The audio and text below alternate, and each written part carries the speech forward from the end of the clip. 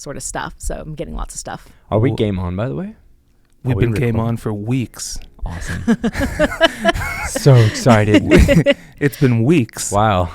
How did you guys like this morning's shower? Mine was great. Thanks for asking. It's chocolate. You like chocolate? Seeds?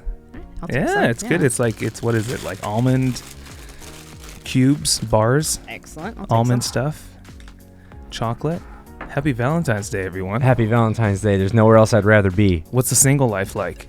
It's like this. Pretty much. It's like being in a room with some folks doing something other than a date. Oh, God. You can think this is a date. Hey.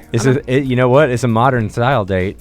Here, let me get this wine I cover. don't know. I feel like I'm on a nice double date. So Yeah. Double There for you go. you, half for me. competition to see who impresses me Double more for here. you. Double for you. Well, we can cut half to the for him. chase. It's going to be the host. Oh, He's the okay. host with the most, didn't you know? So here's have you guys heard of Simi? Haven't the foggiest. It's a cab. Apparently We'll try from the it. Sonoma Valley. Yeah, we'll try it. Excellent. I never say no to a red wine. We'll try it. So, Rebecca, I just met you a couple of days ago, and you told me some very interesting things. Oh, yeah? You crushed some of my dreams, for sure, Yeah. and that's actually part of your job description, but maybe there's a more accurate job description you can give to us, to people who don't know you already. Yeah, Rebecca, what do you What do? do you do other than crushing dreams? Well, as part of my job description is crushing dreams, but I am a historian of early modern piracy. So when you think of the Pirates of the Caribbean, that's my job as a historian, is to research everything about it. So, If I just may, I wanted to ask you this because John and I met you together a few days ago, but when you were growing up, were you always into history? I was always into history. Yeah. I was a really big reader. I was one of those kids who knew how to read in preschool. So my mom gave me the Little House on the Prairie books that she had read growing up.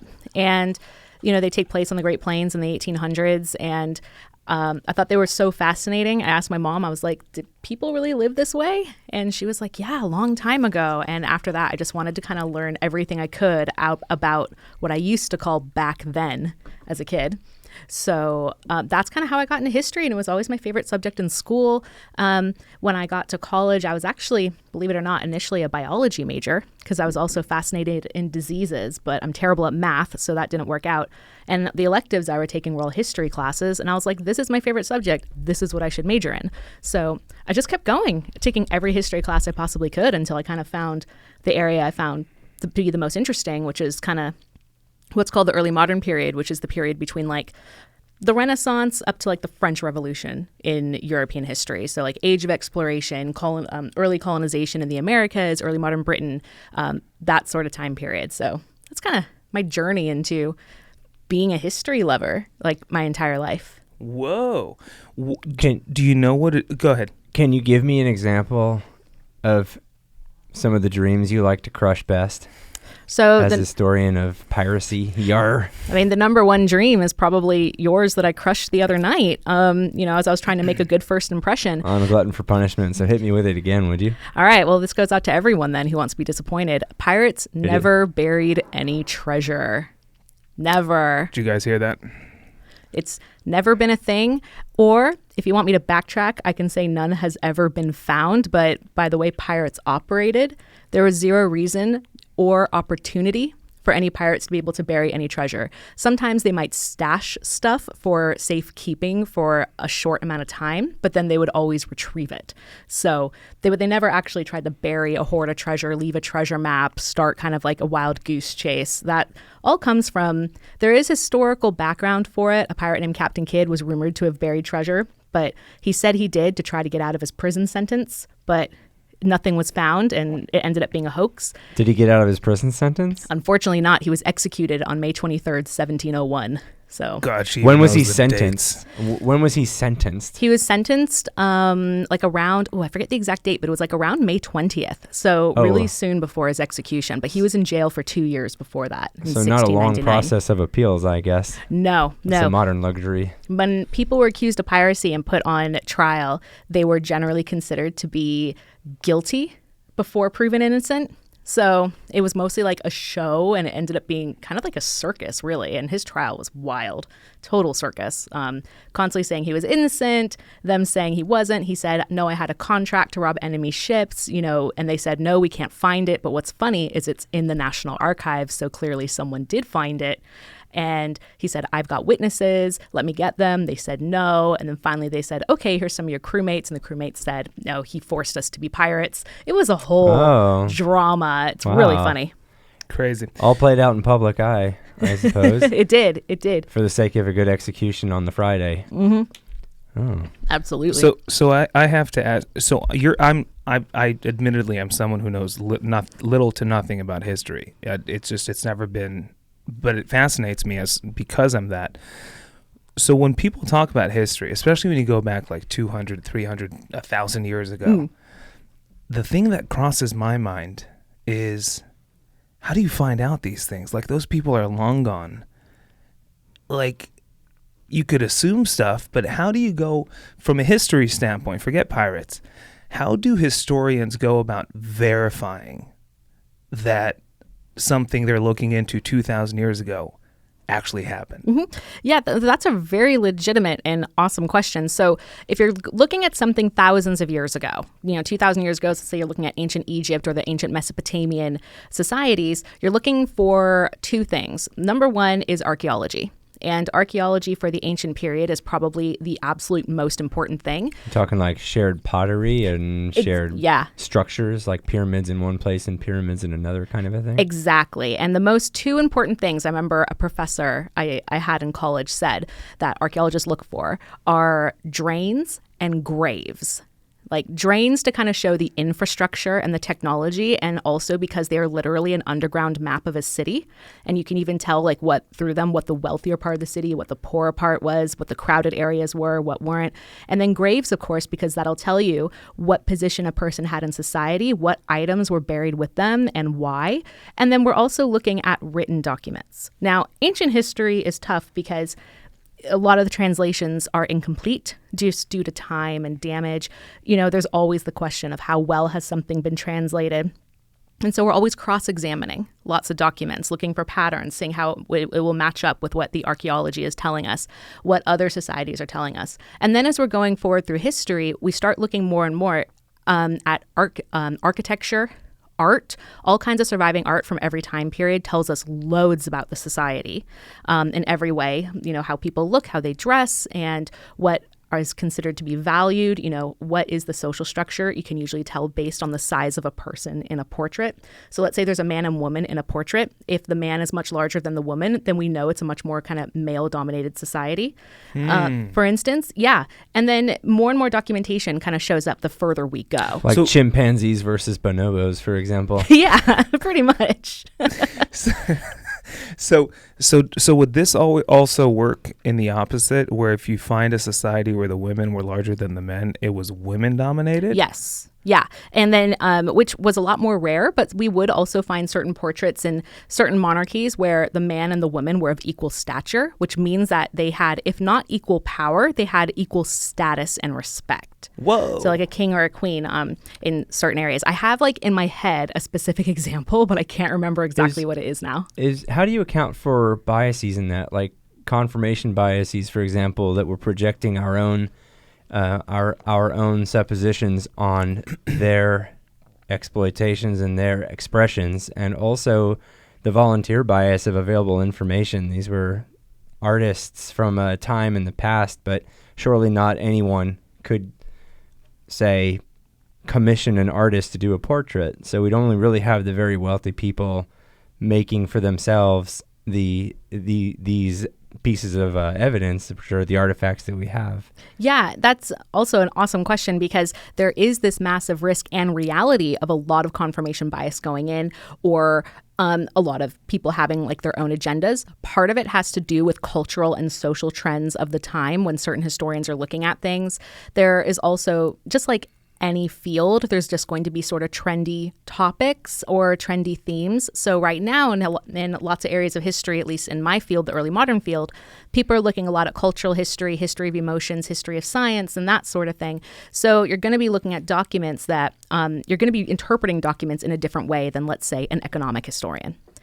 Because they're going to be looking at how economics really affected society. They'll be arguing that, it's the economy is what really drives society, whereas someone who's more looking at intellectual history might say, no, it's actually kind of like these social structures and social ideas that kind of keep spreading around. So we have lots and lots of debates in history. And then, yes, you do have certain historians who do very much are like something pro-globalization, pro-imperialism, the idea being that, like, yes, Britain conquered 3/4 of the world and civilized it. India wouldn't have roads without it, et cetera, et cetera. And then you have people who say the opposite. No, it caused genocide, it decimated communities, destroyed cultures. So it really depends on kind of the angle that you're coming into it.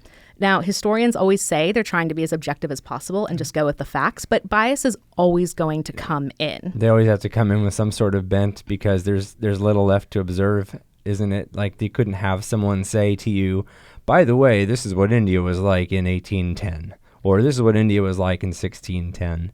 So you'd even have to, it's hard to have an observation and then a hypothesis. You almost have to have a hypothesis and then see if you can find some supporting observations. Yeah, it's actually in a way kind of similar to the scientific method where you sort of come in with your hypothesis and then you start doing your experimentation. And that's what we have, like, kind of based on what we already know, my argument is this. And then I'm going to try to find the evidence to see if I can prove it. And so a lot of times that means some evidence is just going to be interpreted a very specific way. So just to go to my subject, piracy, for instance, there's actually not much documentation about pirates because they did not leave records, either because they just didn't or because they were destroyed. So everything we know comes from surrounding documents like trial reports, speeches, letters from governors and merchants and the Navy, newspapers.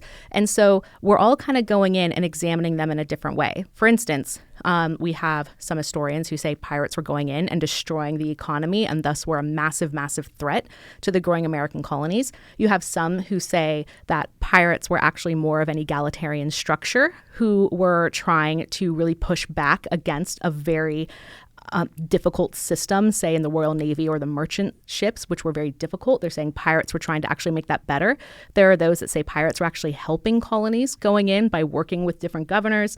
There are those that say pirates actually didn't have any effect on anything at all. It all depends on kind of how we're all looking at these same documents. But a lot of it just has to do with our interests based on how we've read previous work and then the interpretations or the stuff we happen to agree with based on, well, I believe this evidence is a lot more compelling than this evidence. So one historian's pirate is another historian's navy, I suppose. Yeah, in some ways, some people will say, oh no, they were privateers, which means you have what's called a letter of marque, a contract saying you're going to be robbing this specific enemy ship. And then you have others saying, well, privateers are just pirates with a contract. And then others will say, no, they're completely different.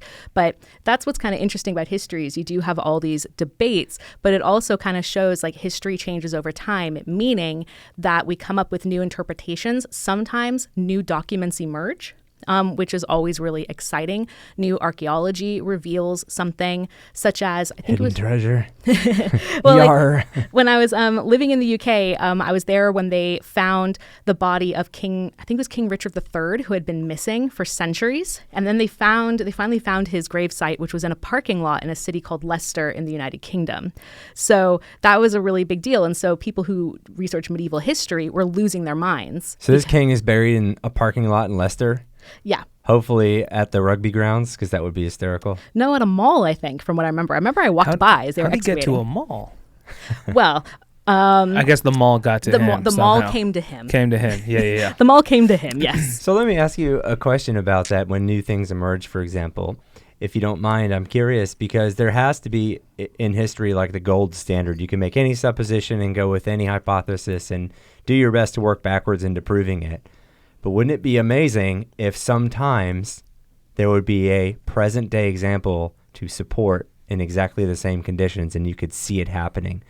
But today there are pirates, at least the way we talk about pirates. So can you maybe relate those modern pirates to the ones that we talk about as pirates today to the pirates of your particular expertise in era of history?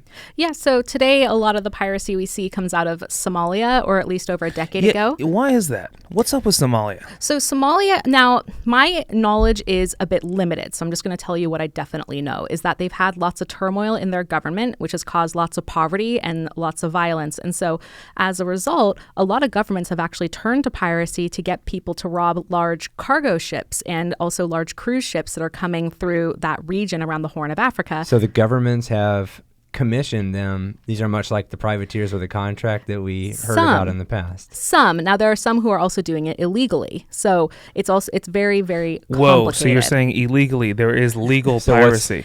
Yeah. Illegally meaning extra, like outside of a government contract, but otherwise the same activity on the same targets or similar. Similar. You see, what's interesting is that one person's privateer is another person's pirate. Right. So, for the Somalian government, they're like, oh yes, rob this cargo ship and bring back money, whereas the cargo ship getting robbed is being attacked by pirates. The film Captain Phillips with Tom Hanks is one of the best films I've seen when it comes to looking at the realities of piracy. You approve of that? As absolutely. A pirate historian. Absolutely. Even though approve of the movie, not the piracy. I do. No, I do. Also of the piracy. Yes, I do. Also the piracy. Good. Because the way it's portrayed is that it's actually very similar to how piracy was done in the 16 and 1700s. Pirates had their weapons, they had their cannons, and everything like that.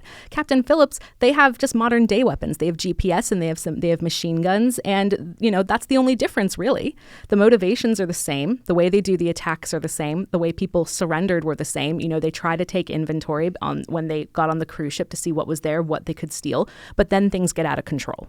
If you've seen the film, then you'll remember when things start to go out of control. It's crazy. I mean, I was actually watching. It's funny we're talking about this. I think it was a few days ago. I was watching like a video of like a big ship. The video was shot from the actual cruise ship or something. And you see the small little tiny pirate boat show up. And the first thing you think to yourself is the guts these pirates must have to show up on this little tiny thing against this gigantic cruise ship. But what I guess is the once they're on the ship, it's like it's a different game. It's just getting on the ship, which is why it doesn't really matter how big their thing is. But that's the first thing. But then there were armed security on the cruise, and they were like shooting. It was like a real video on YouTube. So have pirates not figured out? Is there a reason they just keep doing it like they've always have, or did they not figure out a better way? Because from my perspective, they showed up. It was like this tiny little thing. You could barely see it.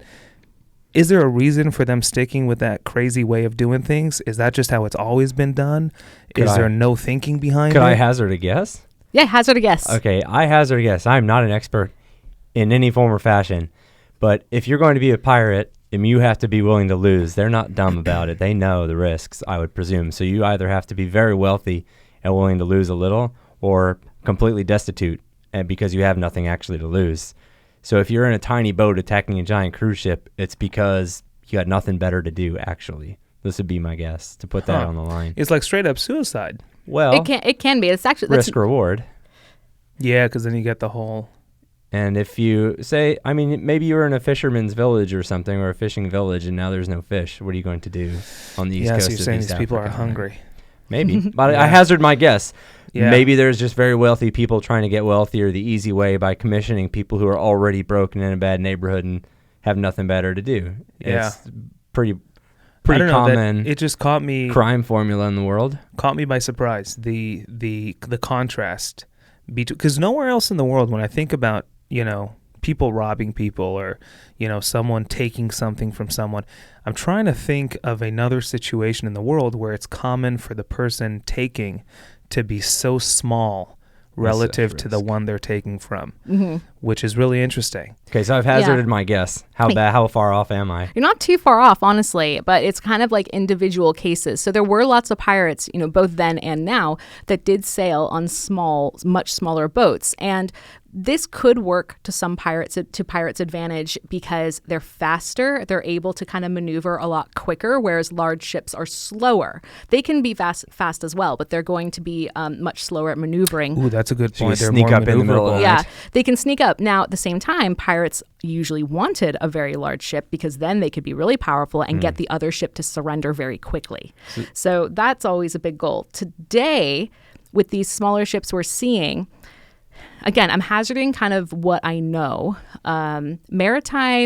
International maritime law is very, very complicated, especially when it comes to aggression. So there are lots of ships out there, like cargo ships or cruise ships, that do have armed security. But a lot of times the ships themselves are not outfitted with weapons to attack another ship, because depending on where that is in international waters, one country could declare it to be a massive act of aggression against another. So it's very complicated. And this is why cruise ships can get attacked, because these guys are coming on with machine guns. And aside from the security guards, these cruise ships don't really have much mechanization for actually defending themselves before the pirates can get on there. In the film Captain Phillips, you see that the cargo ship has large water cannons. So they're pouring loads of water from these cannons off the ship with the intention of breaking up the water so that way they won't be able to get close enough to the cargo ship to actually climb aboard. But Interesting. yeah. So this may be more of a maritime or technical question, but okay, today we have a lot of interesting technology that even my watch has the technology to find another, say, cruise ship or a nickel at the bottom of the seafloor. Any amount of, say, post-2020 technology can do a lot of things. But in the 16th century and 17th century, 18th century, and even 19th century, how do you find, outside of a bottleneck like the Bosphorus Strait where everyone has to pass through, how do you find another ship, sneak up on him and say, all right, there's a ship we can sneak up on in the middle of the Pacific Ocean? I fly over the Pacific Ocean. I still couldn't see a ship if I were looking for it. But where does it happen? Does it happen close to Somalia, or does it happen like way out there? That I'm not sure. I think I imagine it probably happens kind of in that region near the Horn of Africa, just because the types of ships they use, I think, are kind of these small fishing ships, so they're not going to be able to sail very far and wide. In the 16th, 17th, 18th centuries, the instruments were very, definitely not what we have. So what a lot of pirates would do is they hung out near where there were lots of shipping lanes, where they knew that there were going to be cargo ships, or I should say merchant ships, coming. They're going to kind of be near coastlines in order to capture merchant ships. And also the maritime world is very small. So there were places pirates could go, and they could go to taverns and they'd find out the news, like, hey, there's this massive ship that's sailing in this direction. And they'll be like, yes, we're going to go try to get it. So they'll go get a day ahead or behind and then So they get chase or wait. They have leads. They have leads. Mm-hmm. Yeah, they have leads. So you don't start from nothing and camp out in the middle of the Atlantic Ocean and hope for the best. No. Or maybe you do, but a good pirate will have a strategy going in. Yeah. So speaking of a good pirate, who are some of the greats? I thought she'd say a good pirate is always learning. I mean, that too. But you want to be a strong leader. That's right. Yeah. So, because there's a saying in aviation, a good pilot is always learning. So when you said a good pirate, I'm like, it's always learning. Got it. I get it now. All right. So who is like a good pirate? Well, what separated a good pirate from a great pirate? Who was an average pirate and who was an okay one?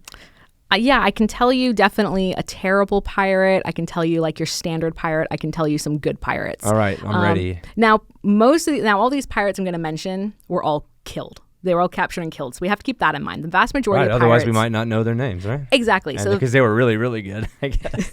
The vast majority of pirates were eventually captured and then most likely executed for it. Okay. But a really bad pirate was a guy named Stede Bonnet, who ended up sailing with Blackbeard, whose real name was Edward Teach. Blackbeard, what's that? Blackbeard was... Edward Teach. His name was Edward Teach, or sometimes Edward Thatch is what his name is written down as. But he was one of the most infamous pirates who existed in the Atlantic world in the mid 1710s, like around 1717, 1718. He was sailing about. He had very long black hair. He was known to put like candles in his hair when they attacked people to make him look terrifying. Oh, so he's a real live Dread Pirate Roberts. Yeah.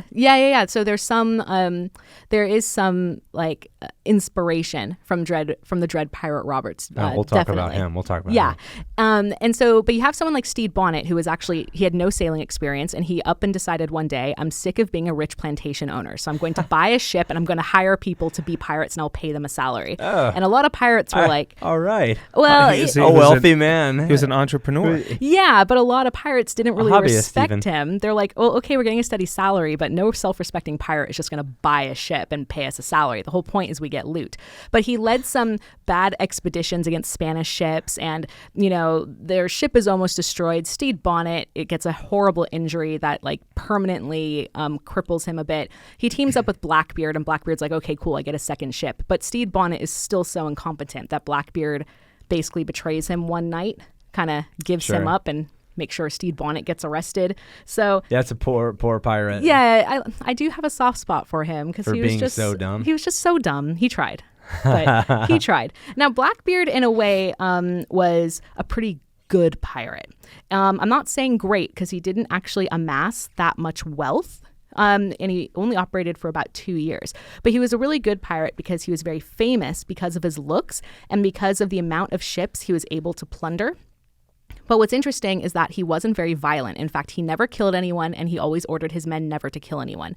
Pirates wanted to get in and out as fast as they could with as few deaths as they could for the most part. Interesting. And was this true across, like, piracy in general? No, because there were some pirates who were extremely violent and sadistic, like who really enjoyed it. But Blackbeard, he was known to be frightening, but he wasn't actually that deadly. Although he did do some terrifying stuff. He blockaded the port of Charleston, South Carolina, and he was eventually beheaded in battle off the coast of North Carolina. So he was a really good pirate because of his infamy, but he didn't get that wealthy. Now, a great pirate would probably be Bartholomew Roberts, who in today's currency would be a billionaire with the amount he was able to steal. And he commanded huge fleets of hundreds of ships at one point and a massive crew. Ultimately, of course, they were all captured and he was killed. But so he was illegally pirating. Oh, yeah. Yeah, massively. Samuel Bellamy was a really good pirate because he managed to capture the largest slave ship in the region or in the world at the time, called the Whydah.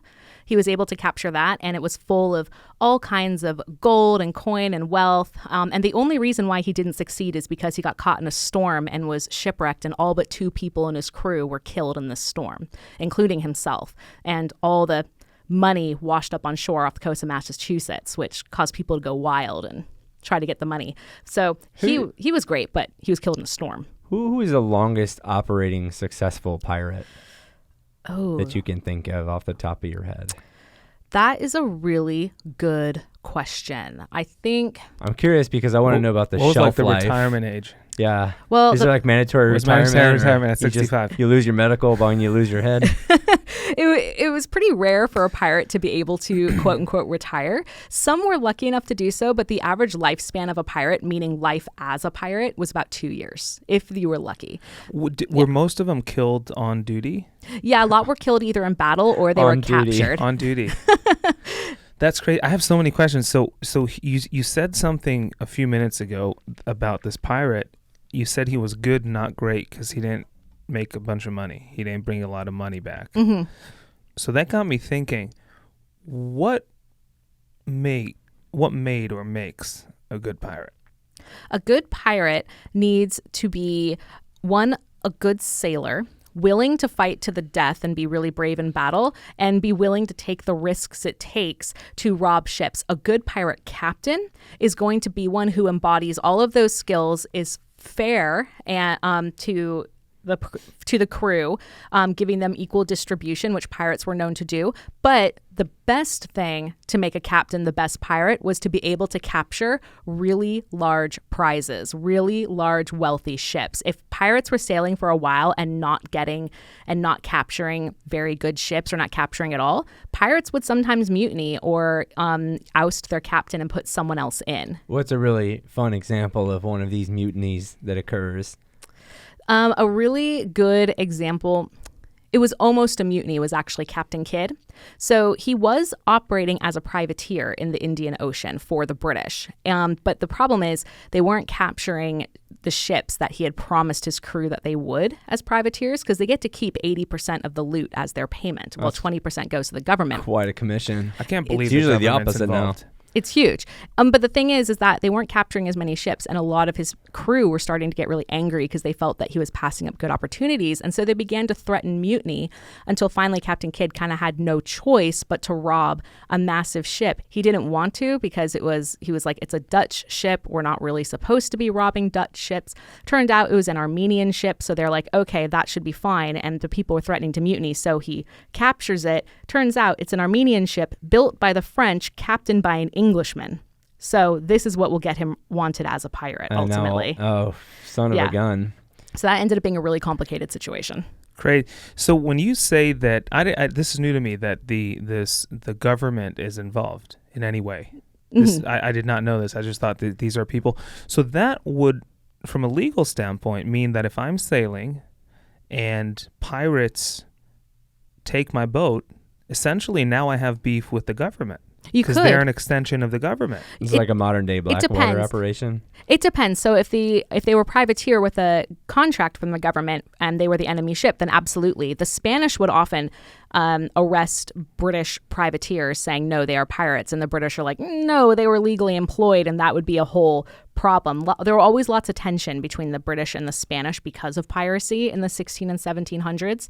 But there actually were governors and colonists that did work well with pirates, because in the 1650s, in order for Britain to become the most powerful ruling country in the Caribbean and parts of North America, they wanted to cripple all their competition, other European countries. So they told all their colonists they were not allowed to trade with anyone except for Britain or any of Britain's colonies, which meant they could not trade with the Spanish or the French or the Dutch or anybody. Pirates, though, would rob indiscriminately, and they would bring these goods into these plantation islands for people to buy and for people to sell. And sometimes governors would look away. Sometimes governors would outright finance them. So This was a huge, huge thing. So piracy, in a way, was kind of a lucrative enterprise for a certain amount of time until the turn of the 18th century, when the British government was like, no, anyone who deals with pirates will be counted as a pirate. But just to be clear, all piracy is illegal, yes, bad, not good, shouldn't happen. These are bad people. Technically, yes. There are some historians who are going to be like, no, they were just kind of going against the man, blah, blah, blah. But the fact is, the definition of a pirate is someone who robs and murders on a body of water. Bad people. So, yeah, anyone who's going to come onto your ship and will try to rob and murder you is not a good person. Do you have a question? Because I have one. I have so many questions. Go ahead. Go ahead, jump in. I have have so many too. The same gray lines that existed between business, between government and enterprise then seem to exist now. Can you draw any parallels for us directly, or is that maybe out of your area of expertise and study? I would hate for you to suppose things. You mean like, are there governments today that are kind of paying people to do crime for them? Or paying people to do their jobs for them if they see it as their jobs? Does the CIA count? Do they? I'm asking you. Does the military count? Do they? I'm asking you. They may. I mean, I don't know specifics. The government keeps that under wrap, and I think it is a bit out of my area of expertise. I think there's so much stuff going on that we don't even know. There's lots, and I'd rather not know in lots of cases. There's like shady stuff. So are there any? So not a lot of us can or have. If we do have the access to the information that you have and have studied and have become an expert in say studying and evolving yourself, even if we have that access, we probably don't spend a lot of time doing it. Most of our exposure to pirates are the ones who say "yar" and are in the movies. So are there any, for those of us who aren't experts, that you could say are pretty realistic? Mm-hmm. Yeah. So in terms of, if you like fiction, I would definitely recommend the show Black Sails, which you can watch. It's on Starz. I know you can watch it on Hulu and possibly Netflix. That's a really good show. It's about piracy. It's sort of like meant to be kind of a prequel to Treasure Island, but many of the characters are real life pirates that they put in to be main characters.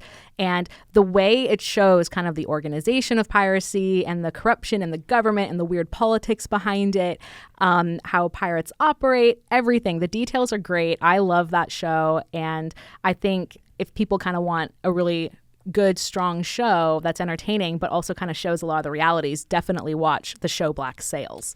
That's a really good one. And I would also recommend the first Pirates of the Caribbean film from the Disney franchise, the first one, because they get lots of maritime lore and lots of maritime superstition in there. We see the growth of the Royal Navy taking over Port Royal, Jamaica, which used to be a pirate haven.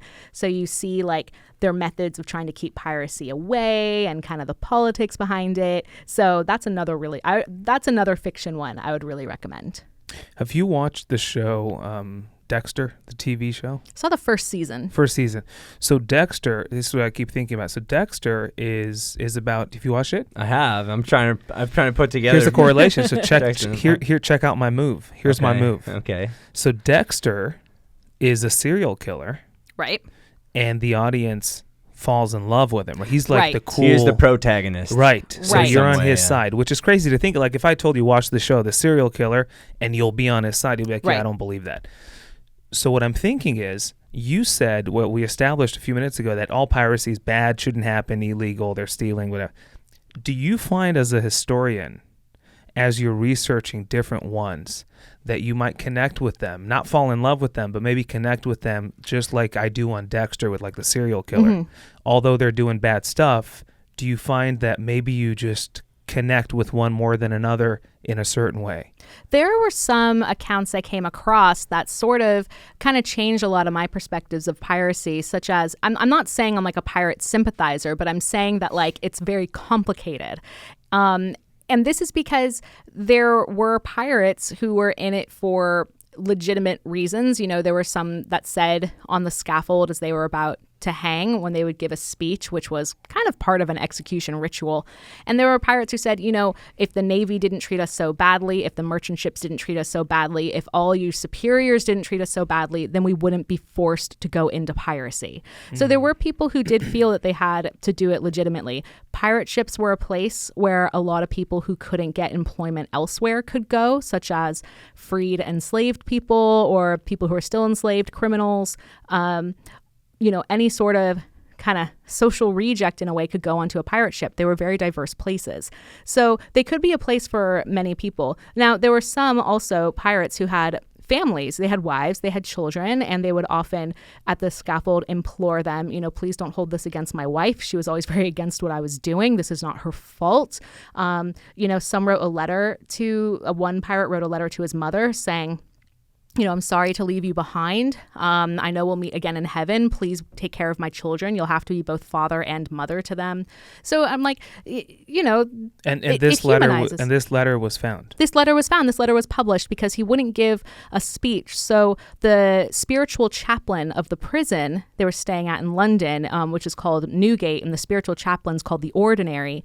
You know, he would publish all of his observations, and he published the letter amongst the observations. So this is why we have a printed account of it, which I was able to read all of these when I was doing my research in the UK, and it kind of humanized pirates. I was like, okay, so this is a lot more complicated. Being. Yeah, they're people. Yeah, there were some who were, you know, they were people. They were husbands, brothers, sons. Now, many of them, though, were extremely violent and sadistic that you would never want to come across, and were absolutely terrible. But the vast majority of pirates wanted to do it maybe for just a year or two, get wealthy, and go home for financial stability. Sure. It's a lot of the same things we'd see today are just one more job or just one job, and I know maybe it's outside the lines, but if I can do it this one time. I've taken some dubious contracts. They weren't illegal, but anyone in a position I may have sympathy for someone looking out for their family.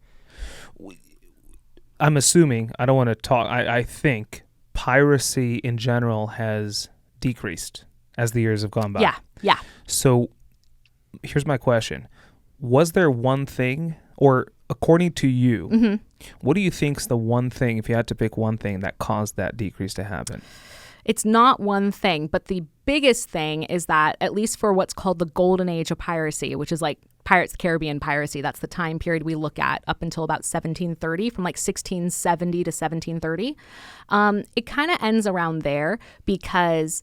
Oh, so this is a while ago. Yeah, so I'm looking at this period specifically, but the vast organized bands of piracy ended because of two things. A lot of the major pirate captains had been killed at that point because of the growth of the Royal Navy and governors, more equipped governors. But a war broke out called the War of Austrian Succession, and a lot of it was fought on the sea. And Britain needed really experienced sailors who could fight. And so they said, if you're a pirate, we'll offer you a pardon if you'll work for us as privateers in the war. So you'll be pardoned of all crimes. And lots of pirates actually jumped at the chance because they're like, great, we can keep doing what we're doing, but we won't get arrested, and it's really not worth it anymore.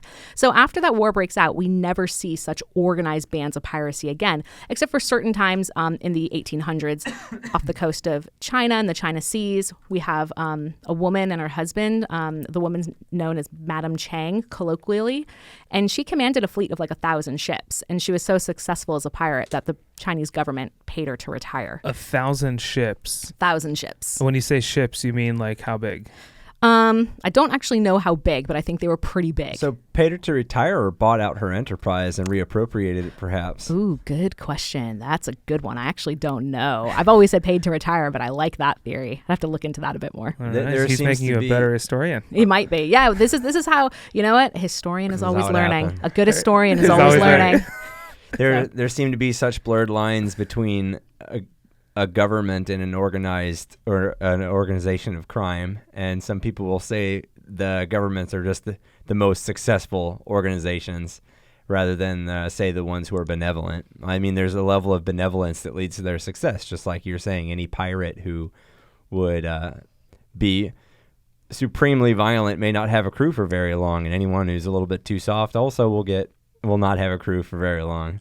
Yeah, they'll find themselves walking the plank. Tell me about that, by the way. Did anyone ever walk the plank? No, that's another one that I'm going to disappoint you with. That's pretty much fiction. Just breaking my heart over here. I know. It's all his childhood dreams. Funny, I know. I'm sorry. So, but I can tell you about some of the other punishments they would do if that make you feel better for Valentine's Day. Swinging from the gallows. Will that make you feel better for Valentine's Day? I'm not sure, but it's worth a shot.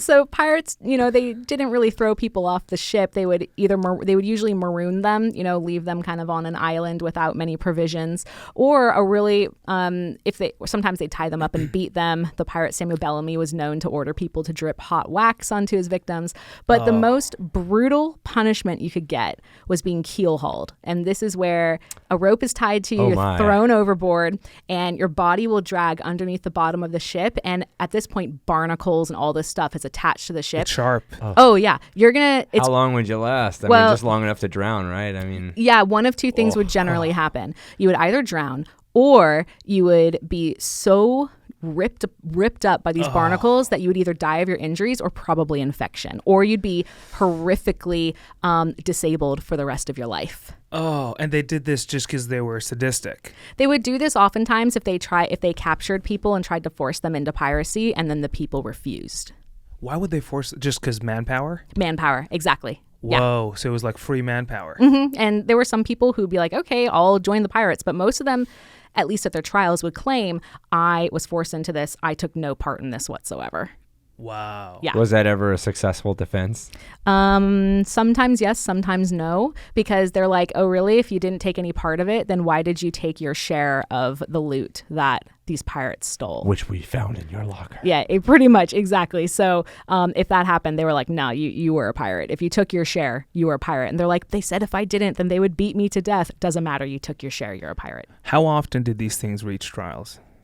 How often did what? Sorry? Did these, situations reach a trial? If they were able to capture entire fleets or capture captains or certain pirates, they generally always put them on trial because it was the law to do so.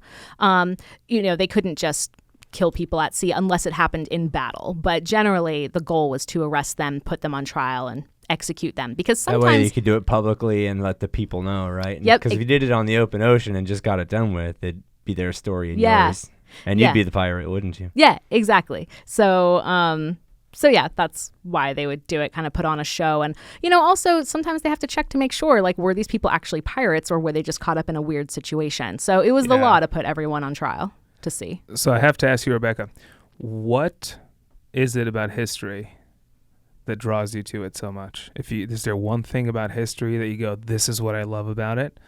Or is it a bunch of things? What do I love the most about it? I think I find it really fascinating to see how the world has changed And I'm really fascinated by looking at the time period of the 16 and 1700s because, in my opinion, at least from, looking at like an Anglo-European point of view, because that is my area of specialties, that is when we're seeing the most amount of change in one of the quickest successions. So just in a period of like 100 years, we're seeing mass colonization, we're seeing the Enlightenment, we're seeing revolution, we're seeing whole new societies, we're, seeing horrific atrocities like the slave trade, and we're just seeing all these massive social changes that are just happening faster than they ever had. And so I just find it really, really fascinating. I love to kind of look at how time has changed and kind of seeing things. And also I just find it really fascinating to look at all this old stuff. Look what people did hundreds of years ago. People really did stuff a long time ago we'll never really know about except for this one thing that's been written down. Like, I find that to be really fascinating. It's like putting a puzzle together. Follow-up question, if I could. You called this the age of exploration, or part of your area of study is the age of exploration, somewhere in the 16th or so century, or around the 16th, 17th centuries.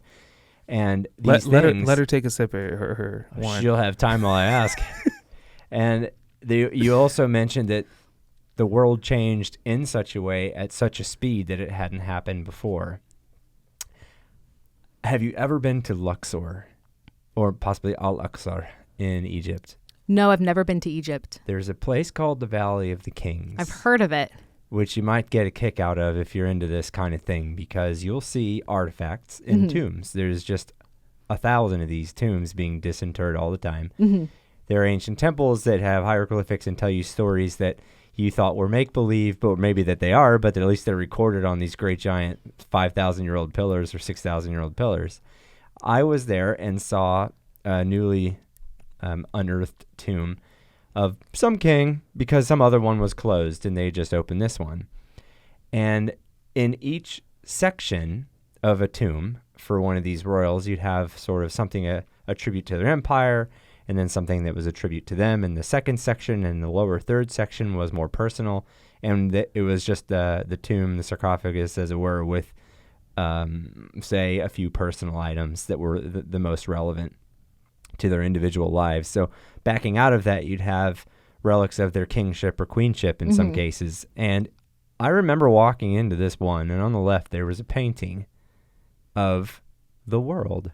Now, keeping in mind that this tomb was more than 4,000 years old. Maybe it was 4,000 before the Common Era, making it like 6,000 years old or something. When you say world, do you mean like the globe? That's exactly what I mean. There was a round picture with blue for the ocean, or maybe it was kind of like a light blue. It was sort of open, and it was color coded and had photos of 6 continents. Or not photos, I mean like photographically relevant 4,000 years imagery. ago. Yeah, Like this images. is a painting. Yeah, so they had they had accurate-ish coastlines on a map. This kind of stuff blows my mind, because they would have had a particular example is they had color-coded the 3 kinds of areas in the world, which were their empire, their colonies, and the not yet conquered part. And it is spelled out up there, so there's no guessing involved. It's just what it was, according to this time frame of his kingship that was a tribute to his kingdom. And South America was in there. The west coast of South America was in there, which meant that they had enough knowledge to go around the Horn of Africa. Yeah. Around Tierra del Fuego, like all the way to the bottom of the earth, and come back up around on the west coast. They had the Americas. Man, they had the west coast of the Americas. So they would have made it all the way around. That's crazy. Asia was a bit of a mess. But so what happened in this age of exploration, this Anglo-European perspective, that made the world change faster? Because clearly the same things had happened before. Yeah. What's really interesting about the age of exploration, we're really talking about kind of starting in the 1400s with the Portuguese, because they're the ones that are like, let's start exploring. With their deep water technology. A lot of the European countries, the major ones, such as Britain, France, Spain, Portugal, the Netherlands, they were all kind of in competition to see who could become the most powerful. And So initially we have Portugal, who it wasn't necessarily their goal to become the most powerful nation, but they had they wanted, a lot of people were trying to find different trade routes going into the East Indies, or what they referred to as East Indies, India, China. And this is because for a long time they accessed the Silk Roads, which were overland routes going down into Asia, starting from, well before the Crusades. And so they're trying to find new routes. So they have an idea like, hey, if we sail down Africa and around, we can find something more direct. So in the meantime, the Portuguese, they're establishing trading posts and temporary settlements along the coast of Africa in order for trade purposes. And then they kind of keep going, and they go into like Asia, Malaysia, Indonesia, and they even go to Brazil. And then Spain wants to kind of get a part of it because they see, we've got chance for wealth. And so initially, there's this idea like, Columbus, in 1492, Columbus sails the ocean blue. He gets a commission from Spain to sail to find, again, a new route to the West Indies. And King Ferdinand and Queen Isabella of Spain are like, okay, but everything you find has to come back to us. And so he has an idea, if we just simply sail west, then we'll hit the East Indies in a straight line, and then they end up hitting Barbados. I think it was, part of the Bahamas is where they land, and he thinks it's the Indies, hence why it becomes known as the West Indies. Man, what a wild way to explore the world. So he already presumed that the Earth were round. Oh yeah, people have always thought the Earth was round. Knew it, right? Yeah, people have always known. The whole idea that the Earth was flat, I don't even know where that comes from. Probably started in this generation. I was gonna say, it seems to me like we are the only idiots. That's what I think. In the last couple hundred years, even to imagine that the world were flat, it had to come from somewhere. Have you spoken with any flat earthers? I've not. No. I'm curious. I'm very curious. What does a maritime person say to a flat earther, right? Because I'm a pilot, and I'm like, you what now? Yeah. No, yeah, exactly. I'm really curious what they say about like why haven't we hit the edge? Yeah, I have no idea. But like you were saying, you saw that map in the Valley of the Kings that shows clearly a whole Earth. And I think in ancient Greece, they like mathematicians were able to figure out based on like kind of their I'm going astrological. To the bathroom real quick. Don't mind me. I'll be back in a second. Sure. Like their astrological calculations, mathematical calculations are like, yeah, the Earth is round. And I forget who it was, but he managed to calculate the circumference of the Earth pretty close. Yeah. Yeah, within a few hundred miles or something like that. So people have always pretty much known that. So why is it that this era gets to be called the era of exploration? Is it just simply from an Anglo-European standpoint, and we come from an Anglo-European? Yeah. Our history comes from an Anglo-European standpoint? Yeah, so this is very Anglo-European, and we call it the Age of Exploration because this is when we start seeing all the most powerful European countries starting to go out and explore and colonize like around like all like kind of during the 1500s. England is a little later to the game because Queen Elizabeth wasn't interested in it. But she allowed Sir Walter Raleigh to try to start a colony off the coast of Virginia on an island called Roanoke. Yep, it was a failure. And England doesn't try Still again. Still a failure, by the way, from somebody from North Carolina. Oh, I've never been. But it wasn't until her successor, King James I, when England actually began to actively try colonizing because he was interested. But Queen Elizabeth, not so much. But it's all kind of during this like 150-year period, like 1500s into the turn of the 1600s, where all the major European countries are like, let's try to outdo each other. Let's all try to become more powerful than Spain, because at the time Spain was the wealthiest and most powerful country. It seems sort of like, rather than the age of exploration, you might, and it's almost euphemized, but I would think of it as post-Roman Empire European expansion, but it's a bit of a mouthful, isn't it? Yeah, this is why there's like kind of a lot of debate amongst us historians, like why do we divide up history into these eras, into these years? I think it's just because boxes and time periods, or boxes make us comfortable. I suppose so. Yeah, same scientists and their disciplines. Yeah, a lot of people are like, I want to live out of the box. Like, don't put us in a box. We're all more comfortable in a box. Like, that's why categories are created. That's why identities are created. That's why time periods are created. It's a way to kind of help make sense of it. But the thing is like, different time periods are going to be different. They're going to be different in different parts of the world. Any 50 years will have you could maybe give it a different title. I'm curious about how you see piracy in the role of the development of those years. It's really fascinating. So there are historians who are recently kind of starting to talk about this, and I'm I've been talking about it a little bit as well. There's a really good historian named Mark Hanna who wrote a book called Pirateness and the British Empire. And the whole book is about how pirates actually played a really important role on land, not just on sea, in helping to develop the British Empire within the American colonies because of how much work they actually did for the governors. And this is a really new argument. This is actually an argument I was trying to make when I was doing my doctorate, and my professors were like, don't have enough evidence. You're too much of a baby historian still. But then his book came out in 2015, and I finished in 2016. And so the book was basically confirming what I was trying to argue. So it was perfect timing for me. So I was able to go forward with it a little bit. But this is a newer argument that historians are trying to put forth. And what we're looking at are lots of documents kind of about governors and like what their roles were dealing with pirates, what the economies were looking like, and also what colonists were doing, because there were colonists who would actually aid and abet pirates as well. Surely.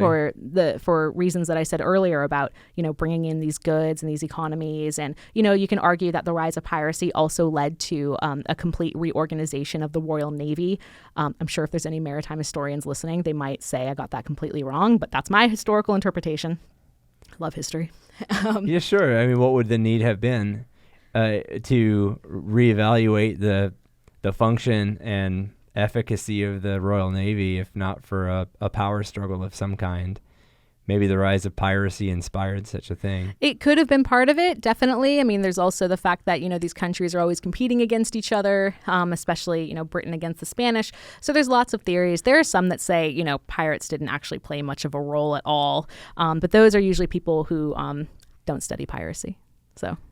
So, Rebecca, if we may, I want to talk a little bit more about you, Sure. if you don't mind. No, not at all.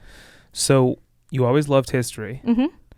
And so walk me through growing up and your process, like school, because I know today you do what on a day-to-day basis? So I teach part-time at a local community college, and full-time I'm a writer, historian, consultant. I do lots of different things.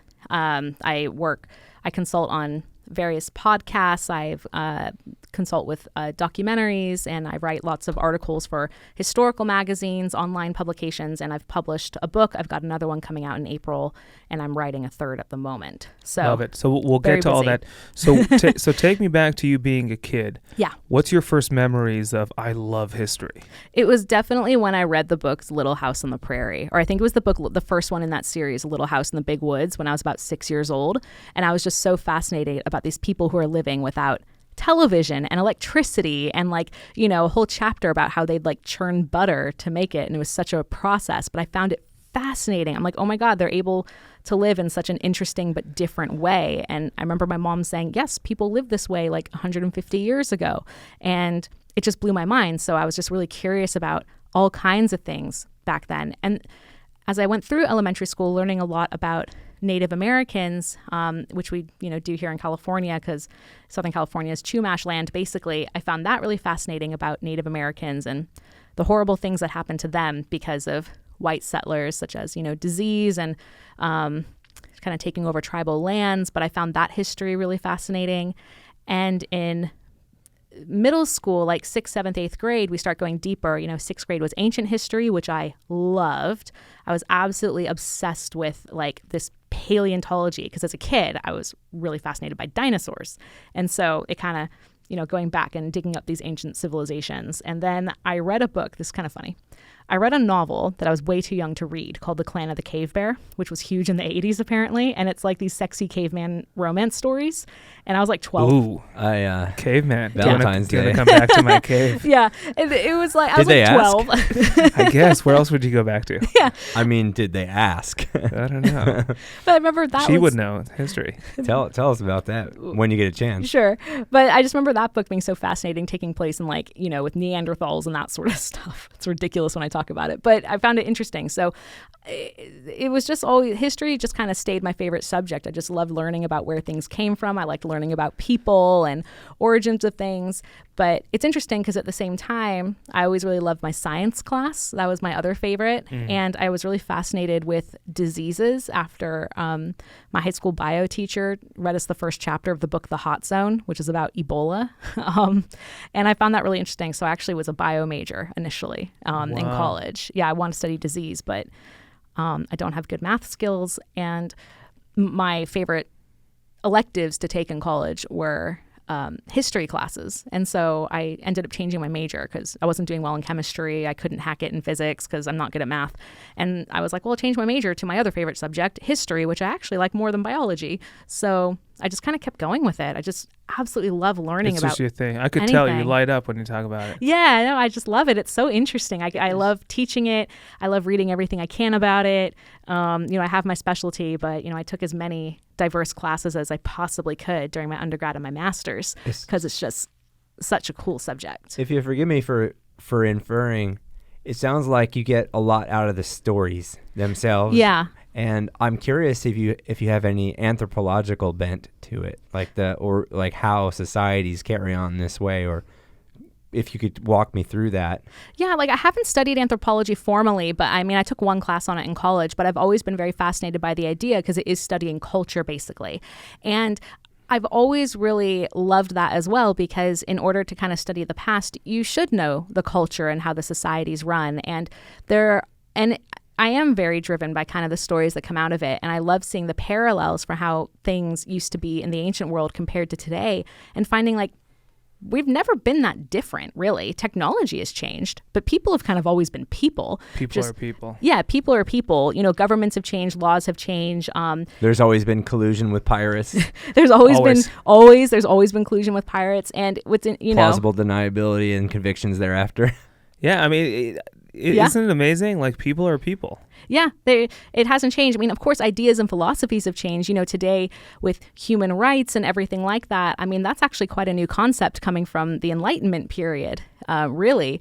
Ideas about taking care of your mental health, that wasn't really a thing until the late 19th century. Do you think it was needed as much as it's needed today to take care of your mental health? Surely there are, if I may interject. Yes, please. Surely history didn't start in the Age of Enlightenment. It has to be that there were cultures that valued, say, human rights, or maybe they framed them differently. So what do you mean? So maybe she means something by. So what do you mean? I must understand something different than you've said. So if everyone valued human rights to some degree, right, what changed in regards to human rights in the Age of Enlightenment? So the Age of Enlightenment is when we're starting to talk a lot more about social equality, which wasn't as much of a thing, because up until then, society had been very much carved out into specific groups. You have your poor workers, eventually a middle class emerges in the 1700s, and then you have your aristocracy and your upper class. You also have socially, women are pretty much an entirely different social class on their own, and then slavery has been around since the dawn of humanity, and they weren't even considered. They were always considered property. They weren't considered people. By the time the slave trade rolls around in the 1700s, the idea of them being property, that's nothing new. And that's an idea that's always been around. But it starts to change during the Enlightenment because of... and when you say Enlightenment, we're talking what period? Oh, yeah, sorry. So the philosophical period that really kind of starts taking off in the 1600s, especially the 1700s,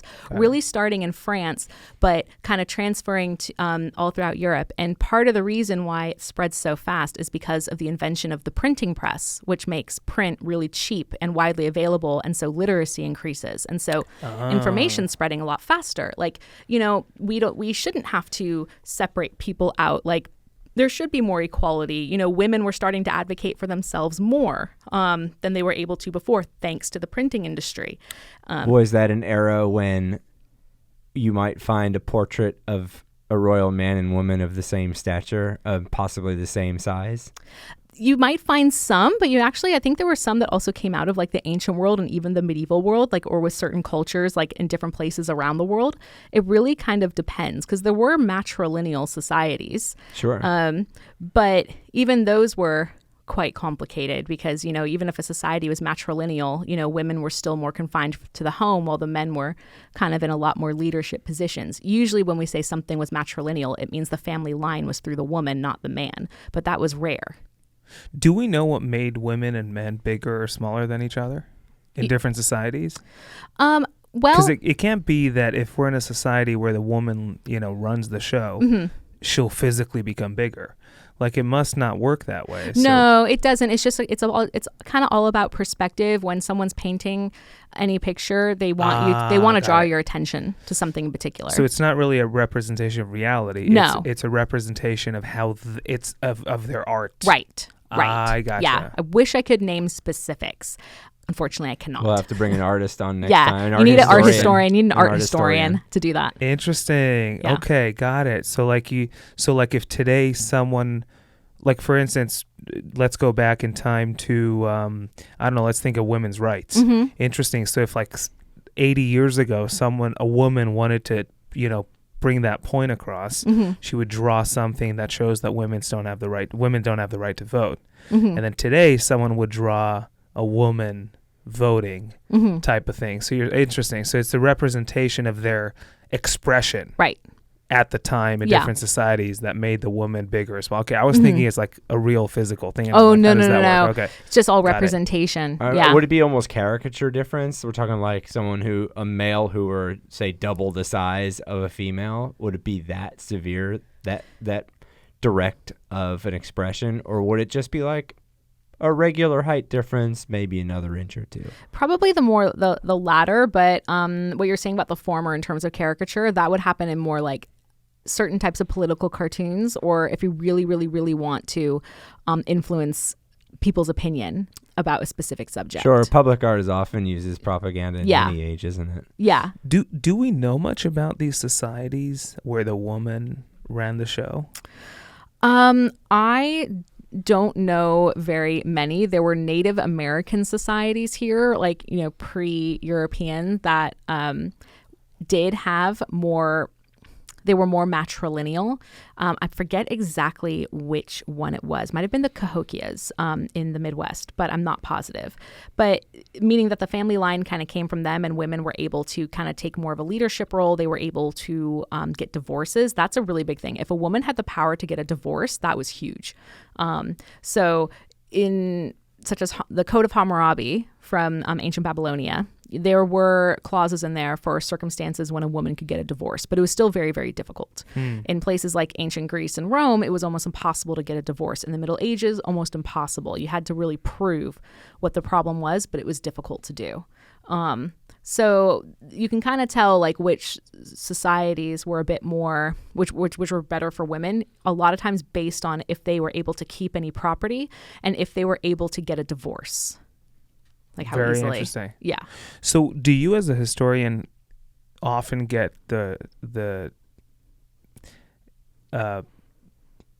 often put in a box of you're stuck in the past?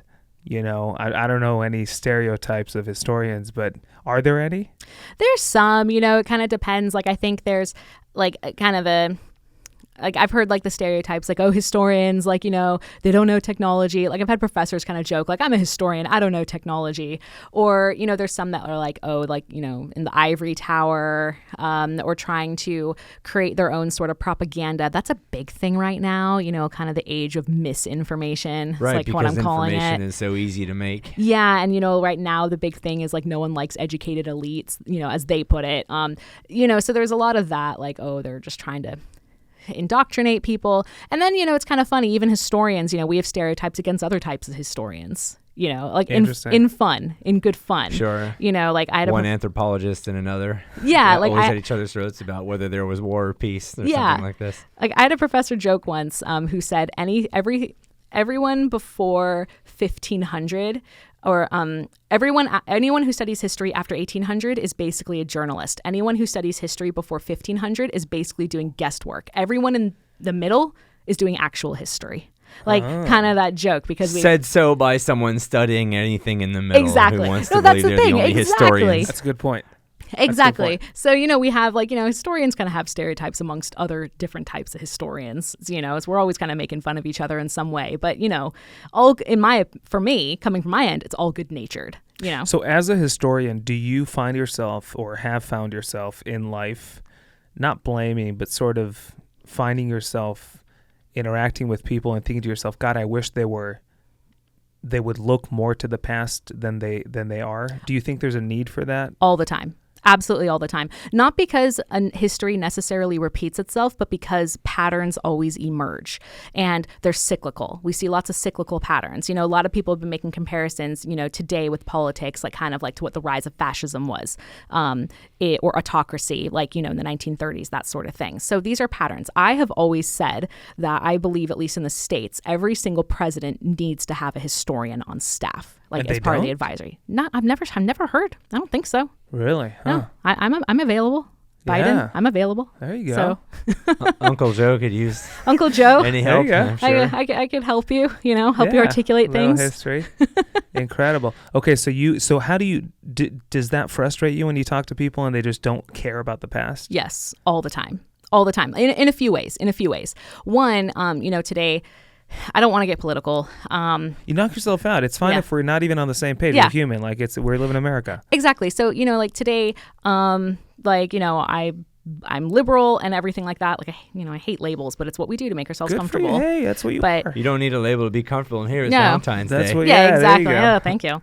But, I always consider myself to be liberal, meaning that I like looking at change and progress and, which is really what liberalism is. It's about change and progress. And conservatism is kind of like, just being a bit more cautious about change and progress. That's really what it is. But it's kind of changed so much and kind of looking at, today when I'm seeing people who are going really against critical race theory, like we don't want to teach people to feel guilty about things. It's like, well, one, you don't know what critical race theory is. Critical race theory is just simply... I don't know what it is. So it's a big thing right now in schools. It's being very politicized. Like this idea of they're going in and indoctrinating kids to say that white people were evil. And Is this happening? it's happening in red states everywhere. Sounds- and in red sounds- counties as well. Sounds dire. It is because it's hiding lots of information.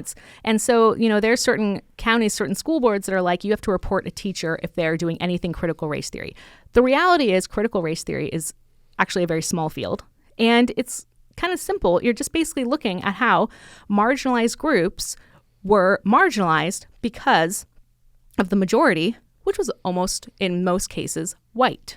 Can you give us an example of how it should be taught, or an example of how it's been misappropriated or framed as So you disagree detriment? with how it's being taught? I disagree with the people who are trying to get rid of looking at critical race theory, or at least looking at what the realities are. Like, there are going to be people who are, these are going to be groups that are going to kind of want to downplay the history of slavery, for example. Like we can't deny slavery existed, but these are going to be ideas of don't go into the horrors of it. Slavery was used for economic reasons. Like that. So let me play devil's advocate. Go ahead. I was going to say, can we just wind it back a little bit? Because now we're supposing about people that aren't here. Probably. Exactly. But So let's roll back. Before we back, can we? Yeah, let's find out with a little bit more detail, if you could, in your opinion, what would be an example of a thing to talk about that would be relevant or even helpful in terms of the discipline of critical race theory versus, from a historian's point of view, a qualified academic person who should know about these things, and a way that it's been misappropriated or been made harmful in its exposure to people, or at least the way that people claim it's being made harmful as a subject being taught. Can you walk us through that a little bit? I'll try. Well, first of all, as a historian, I think the thing that kind of frustrates me is when every single thing we see today has happened at one point in history. People have always been people. And Sure. but I think what a lot of people are, a lot of times what fails to happen is kind of understanding why things happen. Because if we don't understand why things happen, we can't make progressive change. Or you're going to have people who aren't going to want to hear it, or you're going to have people who don't understand it and are going to challenge it. So, and that's causing a lot of major problems today. And this is what historians are seeing all the time. We're like, okay, the reason why a lot of this stuff in government is happening is because no one's been looking at the patterns, or people are deliberately trying not to understand the patterns.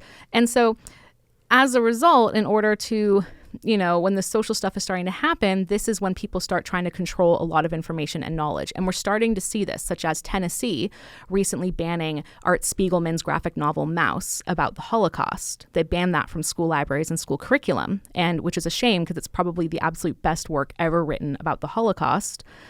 particularly for young adults, as a graphic novel. And they say they banned it because of language and because of nudity. But let's be real, it's erasing a huge text about the Holocaust. Wow. So, you know, there's... And the nudity were probably prisoners in the concentration camps, right? So These aren't German that's strippers. That's exactly. That's pretty poor. Are they also going to eliminate Renaissance art for nudity? Probably. I mean, I think it wouldn't surprise me if Wouldn't surprise me, I guess, if that's really their angle. You know, certain pieces of literature have been, you know, are always being challenged. Book challenges are nothing new, but that's a really big deal because we're seeing a rise of, for example, Holocaust deniers because, again, people don't, you know, are kind of trying to advocate against, like, basically, to put it super simply, people are trying to advocate against teaching anyone anything that can make them feel bad about themselves. My favorite historical reference is 1984 by George Orwell, which some say is a work of fiction, but as I say, is a work of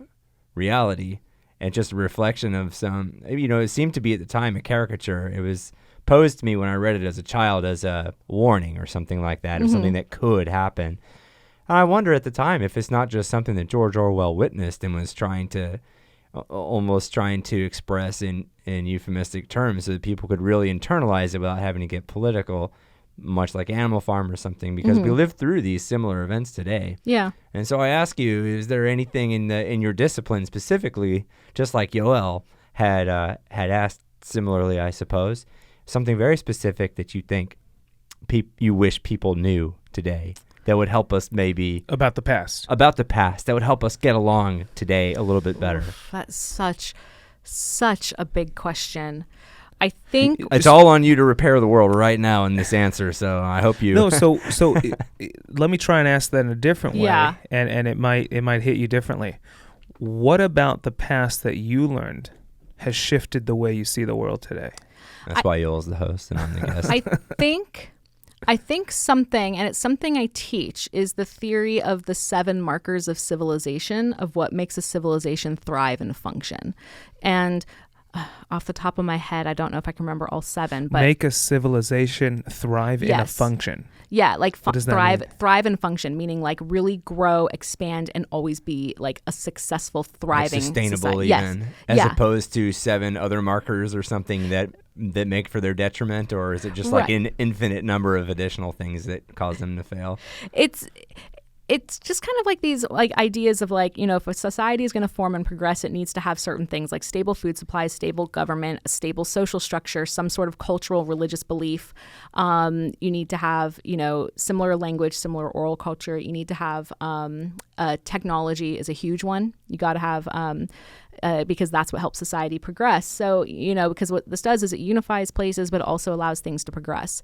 And the reason why major nations or major empires would fall is because something in one of those markers began to deteriorate. And so it caused a stagnation. Oh, is there something deteriorating today? Yeah. So, like, you know, that's the thing is we're seeing lots of patterns. You know, the idea of like, you know, America as this empire, which it's not.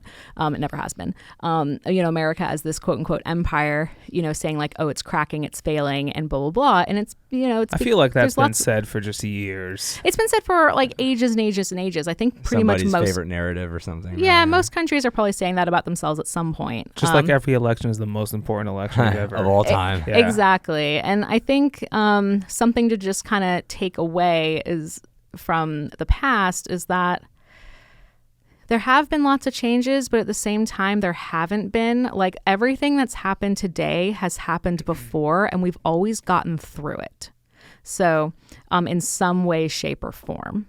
So like every major conflict, every major massive issue, even this is going to be controversial. Even climate change that's happening now, this is not the first time. Nothing's too controversial for this room. Excellent.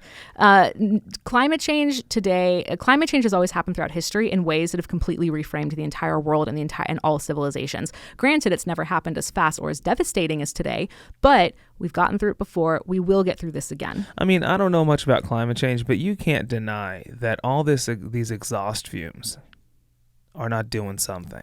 Oh, exactly. I mean, think of the number of vehicles that are on the Earth's crust that are just running their engines. Yeah. that didn't exist. I don't know what it's doing, but it has to be doing something. Oh, absolutely. It's what's causing all these, wild weather cyclical patterns. Like, I'm from Los Angeles, born and raised, and I remember summers being completely, summer and fire season being completely different when I was a kid compared to today. It's wild. But I think what the big problem is that what happens is the lack of preparation people are taking in order to try to adapt to changing circumstances. Do you think the type of world we are living in and moving towards technology-wise is inhibiting more people, in fact, looking to the past and learning about it? Meaning most people just want to, next thing, immediate pleasure, video games. Yeah. Like, there's no room for anyone to look back and say, I'm curious what it used to be 300 years ago. I think a lot of people do have a lot of curiosity about it, or there wouldn't be so many documentaries and history shows and that sort of thing. That's good. But I think it's funny, having every single piece of information at our fingertips is both amazing, but also not. And this is because we can find anything we want, we can explore any curiosity we want, but most people, in fact, pretty much all people, we don't have all the intellectual and mental capacities to be able to filter out what information is real and what information is not, because it's just as easy to present correct information as it is to present outright lies or incorrect information, Of which there are abundances, I'm sure. Absolutely. On every subject. Like Wikipedia, for instance, anyone can go in and edit a page. Yeah, like all that buried treasure I'm still looking for. Right. Yeah. Which now you claim doesn't exist. I know. It never And did. what do people do? They throw me the Wikipedia article that says it exists, and I'm like, I see what books is cited, and those books are terrible and not factual, but it's on Wikipedia, so a lot of times people are like, oh, it's true. And this is just that's what the issue is I think that, like, there's so much information, people think like, oh, I can just look it up really fast and then I know about it. It's like, no, you actually don't. And we're all guilty of this. I do this too, where I do a quick Google and I'm like, oh, okay, that's that. But I think what happens is that it's kind of created this whole, not a lack of curiosity, but I think, like a lack of critical thinking about the information available. Yeah, because it's happening too fast. I don't think people take the time to really kind of actually assess or look at different pieces of information to try to be like, okay, well, what's this source saying and what's that source saying? Otherwise, anything I say, I could probably pull 20 articles to back me up. Right. And they would be wrong. Well, yeah, exactly. They or could just be as wrong, likely right as wrong. Or they could be right. correct, but trying to present it in a very specific, biased way. So I have to ask you, just because we mentioned the term social justice, I'm really curious, because anytime you seem like someone who would have an interesting swing on this. So when it comes to, let's go with social justice, just I'm curious to your specific opinion. Is social justice in a society, take everything you know about history and the whole thing, is the proper way of fixing or going about social justice, is that something that's more like, and I'll throw two crazy terms out, but I'll explain what I mean. Okay. Is it, in your opinion, more like time or temperature? And you'll love this one, John. Here's what I mean. When you think of temperature, right, and people's opinions, if I'm cold and you're hot, it's not that I'm right and you're wrong. Mm-hmm. It's that I'm cold and you're hot. Right. We're both right. Mm-hmm. But when it comes to time, if it's 1 p.m. and I say it's 2, then I'm wrong. Right. So when it comes to social justice, in your opinion, do you think it's an issue of temperature or time? Meaning, if your opinion to handle it is X and my opinion to go about social justice is Y, are we both right? Or is it like time where there's only one right and the others have to be wrong? That's a great analogy. I think it's more temperature, and here's why. Because it's very subjective, and I could be saying it's really cold in here, and you could be saying, no, it's hot in here. And then we can start arguing and planting our heels in, and you being like, no, this is what the temperature is. This is hot. And I could be like, no, this temperature means it's cold. I think 65 degrees is cold. And you're like, no, 65 degrees is warm. You shouldn't need a jacket. Take off your jacket. And I'm like, no, you put on your jacket. And it gets more and more heated in that way. And historically, this room has only been at 65 degrees. So really, we know nothing else. Yes.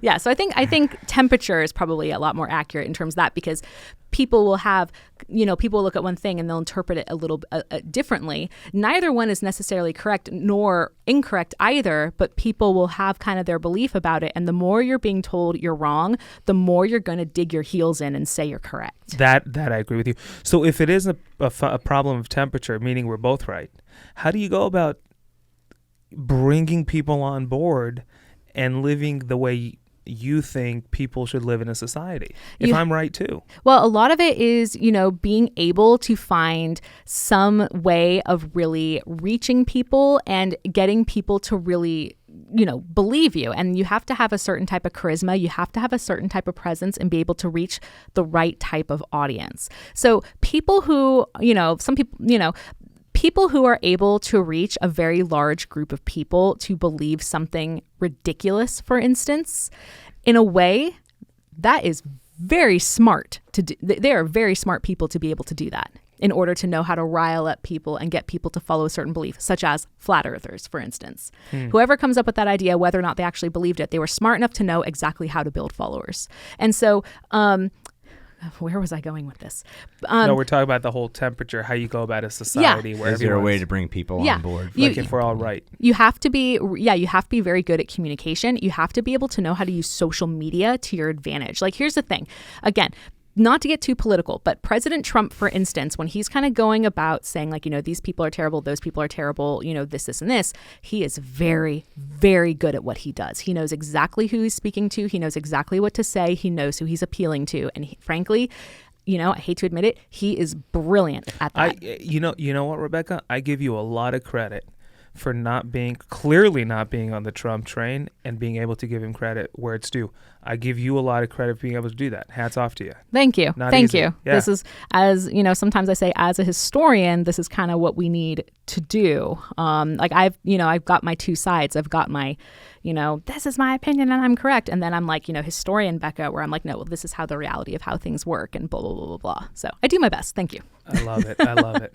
Do you have any more history questions? There's so many, because I know that historians aren't, say, future predictors, but if there's anything you've specifically learned about, through your studies of piracy and the beginning of the era of exploration and expansion by the Europeans and colonization and such, is there anything that that somewhere in the world is driving toward in exactly the same way as something you've already studied? Yes. And this is a theory I present to my classes that I learned from a professor that I think is completely correct. Everyone throughout human history that has always existed and exists today in terms of ruling and society all have at least one, two, or three of these three goals: God, gold, and glory. So those are the three main drives of absolutely everything, every empire, every government, every leader. And when I'm saying that, when I say God, meaning that they want to be seen as like the ultimate ruler, the best leader. Gold, they want to be the wealthiest and most powerful. Glory, they want to be remembered in a very specific way. So the most egocentric one possible. Yeah, okay. that's what it is. That's what it is. People, leaders are very egocentric. They want to, put their stamp in history, but really it's like all about whether it's for the country or whether it's for themselves, to gain as much of this wealth and glory and infamy as absolutely possible. And this is what drives every civilization. Every single civilization, including up to today, it's one of those three, if not all three. So where are we going with that? What's the next thing that happens? In terms of how history repeats just itself? the tragedy of the commons, and we're looking at the next Soviet generation, the women will run the show. We're looking at the Soviet reunion over here. We're looking at China taking all of Asia and expanding and collapsing again, or what are we looking at? What are you telling me? Here's I think it could go one of two ways, and it'll probably go both ways. In terms of kind of a negative way, is we're starting to see more censorship. We're starting to see a lot more evidence of political dishonesty and government corruption, which frankly has always existed, but it's just very present now thanks to all the information we have access to. But we're seeing a lot of censorship. We're seeing a lot of that. We're seeing more ideas of autocracy. We're seeing anti-immigration, more racism. However, on the same token, because of all this information we have, we've got more people rallying against all of this corruption and all of this social injustice than we've ever seen before in a much more organized way because the information getting out there. So we're kind of, and this is why I think there's such a split right now is because the information people are getting versus the information that they want. So, yeah. And so I think that's kind of where we're kind of headed. I think this split, I don't think it's going to end anytime soon. Sure. Like, I really don't. It just intensify probably. I think it's just going to intensify. Like, So we're ripping each other apart over things that are... I mean, we are. I keep telling basic some of differences of opinion over here. My friends in the UK, sometimes, they're like, what is going on over there? Although they haven't asked me that recently because they've had a lot of stuff going on over there. But we asked them the same. What is going on? Yeah. And how's Australia now? What's happening there? Yes. What's happening anywhere? But they'll ask, and I'm like, we are pretty much in a culture war right now. And I think it's going to keep going. For a while. I don't know when it's going to change, but we've got a lot of stuff coming our way, and we're not prepared for it. Is it almost too easy to take up a cause and bring yourself some followers? I mean, before it was difficult. You had to be a master of social media, which wasn't necessarily an easy thing to do. Yeah. But is it easier now? And therefore, do we have just like a ridiculous number of causes and bandwagoning a culture itself even? It's really easy nowadays, especially with different types of social media. For instance, TikTok, which is the most downloaded app of any app ever created. I think there's almost 2 billion people who have TikTok. Smokes. Yeah. Is it Chinese? Yeah, it was. I don't know if it still is, but it was. And brilliant. TikTok, it's just short stuff. Yeah, it's really like the longest video you can do on there is 3 minutes long. Basically Twitter for video. People don't have any patience. No, they don't. In fact, they say the videos get the most views right now are 7 seconds long. Like, and so people are getting, I hear so many people saying, and I'm guilty of this because I'm on TikTok. I deliver a pirate fact every day. Like that's plug yourself. What's your TikTok? So my TikTok handle is Pirate Beckalex, Beckalex. Okay. It's like my first and middle name combined. And so I do like a daily pirate fact, and there's lots of good stuff on sites like this, people who genuinely want to educate, historians and doctors and teachers, nurses, scientists, etc. But then you also have people who could be anybody are saying like, oh, if you have this mild social quirk, you might have this type of mental illness, or if this is happening, it means this. You don't know where the information's coming from. It's happening very quickly. And, people will say, oh, I saw a TikTok where someone said this and it's absolutely true. And it's like, is it? Did you read about it or watch a 7-second video? Like, so that's the thing. We have all this information, but at the same time, anybody could be delivering any type of information for specific audiences. And if you're lucky, it takes off and you go viral, and then you're able to really start getting your information out there really far and wide. Why do people take that information so readily? Why are they so ready to hear something, whether it's true or false? A lot of it, I think, comes from, again, this is outside my expertise here, but I think a lot of people kind of generally always go in with some sort of information bias. And when they find something that really, when you find something that really fascinates you, it's because you already have kind of a belief in it or kind of an interest in it at the very least. Or even an interest to believe. Yes, or an interest to believe it. So that's why you're going to have some people who are going to be a lot more passionate about a certain type of information than another. This is why we have, today with COVID, for example, you have people who are anti-vaxxers, anti-maskers saying that it's all a hoax, blah, blah, blah, because these are people who are probably already kind of like suspicious of government overreach, probably were suspicious of vaccines in general, probably didn't know anyone who got COVID, or if they did get COVID, weren't that sick. So that's the information they're looking for versus people who are like, no, I trust the science. No, I've been vaccinated. I believe in the vaccines. I've seen people get sick from COVID, or I'm paying attention to news stories of people getting sick from COVID. But that's because those groups are looking for that information. Fully agree with that. Even you have the phrase, I trust the science. And I think someone who, quote, doesn't trust the science is also going to say, I trust the science, it's just not yours. Or they say, oh, I trust science and not scientists. And there's like a buzz, a buzz for everyone. It exactly. Like, right? We as humans, we totally see what we're looking for. Yeah. 100%. Mm-hmm. There's no denying that. If I told you look for gray in this room, you'd look to this side. And if I said look for red, you'd look to that side. Right. So how do we get on the same page? There has to be a way, Professor. Put us on the same page. It's never gonna happen. Or is the whole point of what makes a society function is the fact that there's 2 or 3 or 4 we're not on the same. It would be boring if we're on the same page. The thing is like that we can contain the information somewhere in the middle, right? Nothing would get done. Exactly. If the thing is, here's the problem. It's like, oh my God, society's so divided. But the thing is, social divisions are what creates some progress in a way. We would never have social change if it weren't for groups of dissenters who are like, hey, this is incorrect and we need to make changes. It's very John Locke, isn't it? Exactly. In any direction. And that is what actually helps society grow and change. It's all part of, it could fit into many different categories of the 7 markers of civilization. And ideas can fit into technology, because what creates technology? An idea to change something for what they think is the better. And so when you have differences in society, you're going to help create a lot of different types of social progress. So, and we see this in all kinds of areas, whether or not we like it. We are, something is always going to be progressing. And we can't have that if everybody's on the same page, because let's be real, what is the point of any of us, coming on a podcast? You create a podcast because you want to get information out there. If everyone, is on the same page about anything, nothing would be interesting. Right. It'd just be boring. Look at her. She just used this to prove her point. Oh, the professor. That's a smart woman. Oh, the right professor was among us. That's a smart woman. So let me ask you this as we'll start wrapping up here in a little bit. I could talk with you for days. It's fascinating. So do you teach history at the college? Yes. Pirate history or just all history? I teach Western civilization. For the most part, I teach Western civ from the ancient period up to about the age of exploration. I also teach the second half, which goes from about 1600 up to today, and I teach American history up to the Civil War and Reconstruction. That's what I teach. I'd love to put together a pirate class. I will be teaching a course on piracy, a 5-week course through an institution called Forever Scholars, which is similar to Great Courses, except the classes are live and not just pre-recorded. So I'll have a chance to do that. Another college might ask me to come teach a course on piracy, but we'll see. So now, excuse my ignorance, but is there a big interest in piracy history? Yeah, actually, it's so funny because piracy seems to kind of no pun intended, ebb and flow in terms of popularity. It never fully goes out of style, but it kind of resurges a lot. Much like piracy itself. Yeah, and I'm lucky in that, I picked a topic genuinely because I love it, but I also did want to pick a topic that I knew would have interest. And people have always been interested in pirates. But it kind of, like I said, it ebbs and flows. Recently, over the past few years, I've been getting lots of there's been lots of pirate media coming out. There's a podcast on Spotify called Real Pirates that when it debuted, I think was the number 3 podcast on Spotify. Wow. So, and that's all about piracy. I won't lie, I'm plugging it because I'm involved in it, but that means it's good.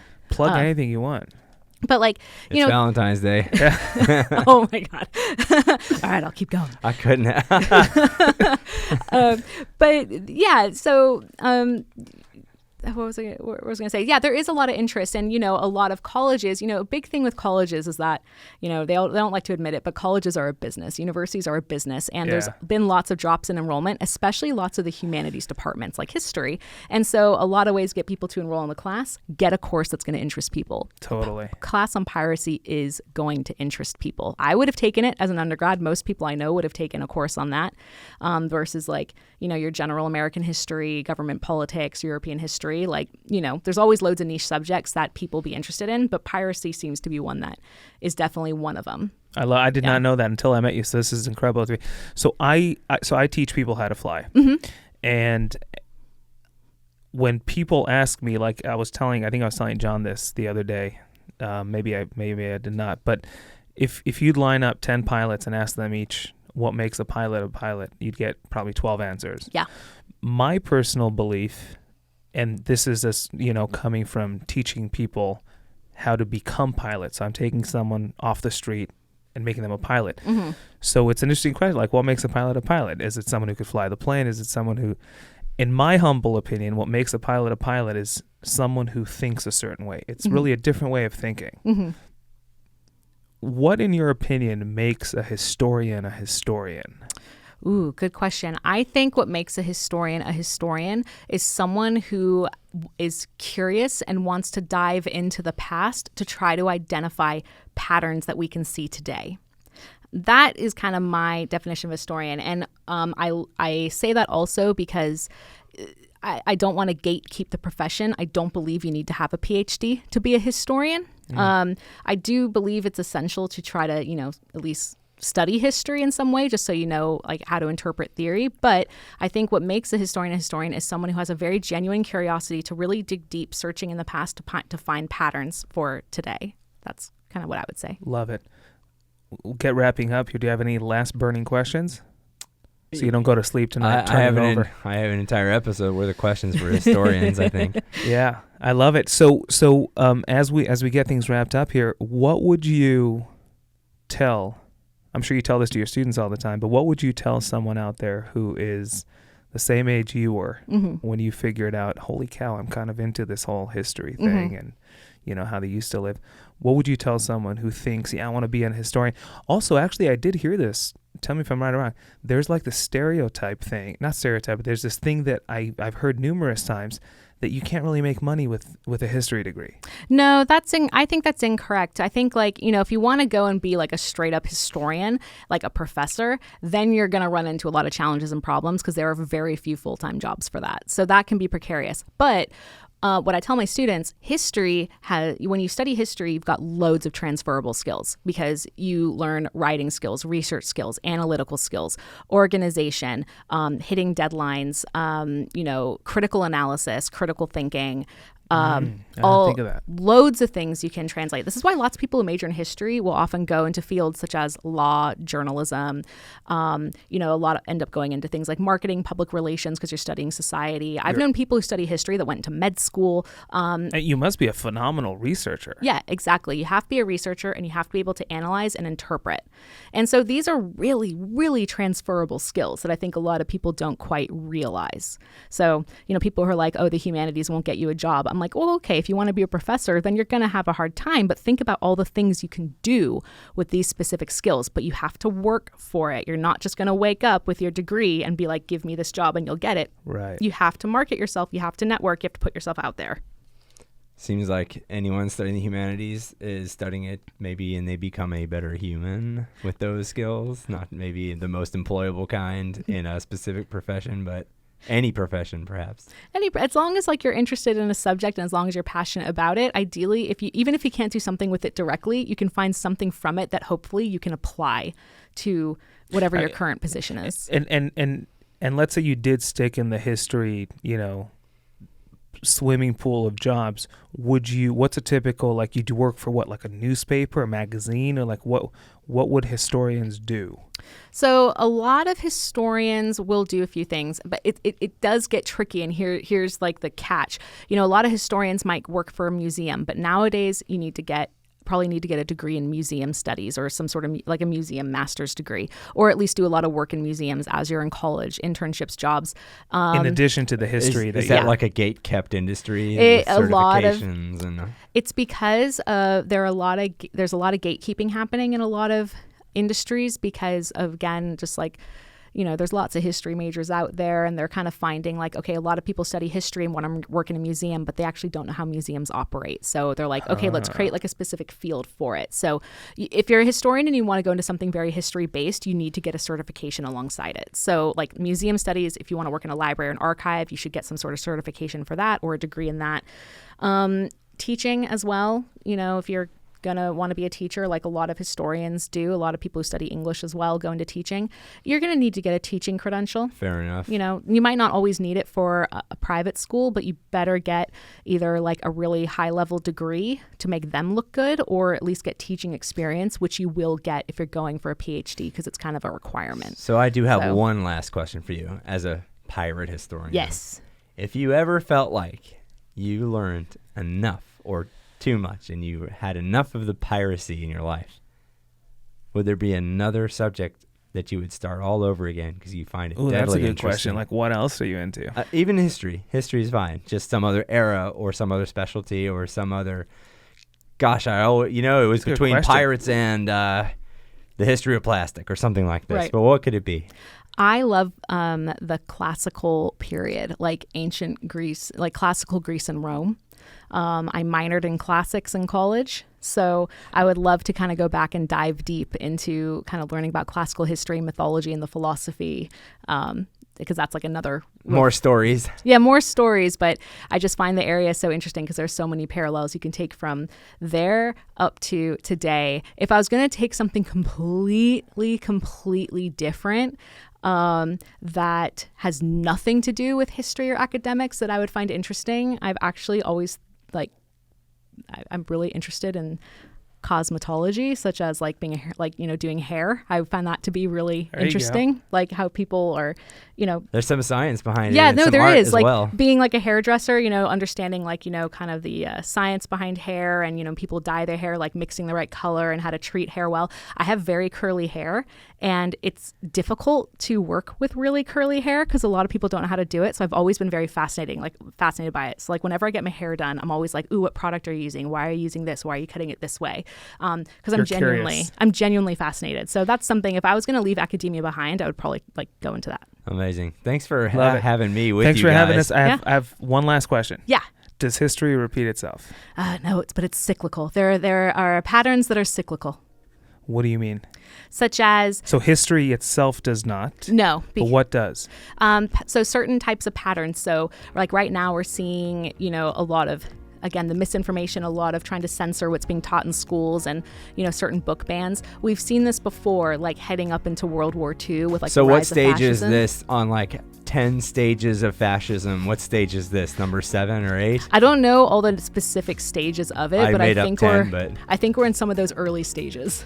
say so- like so the we first gotta be quarter, or careful. definitely the first half. Yeah, something like that. Yeah, we Good to haven't know. reached the full thing, but I think we need to be careful. Amazing. Love it. I'm so glad I could be a part of this. Oh, this is incredible. This was so much Rebecca, fun. I learned a heck of a lot. I really did. Thank awesome, you. Awesome talking with you. Thanks for doing this. Thanks for having me. I've had loads of fun talking to both of you. Awesome. And John, thanks for making it happen. Hey, well, that was my pleasure. I got more out of it than both of you. Nah. I say that a lot.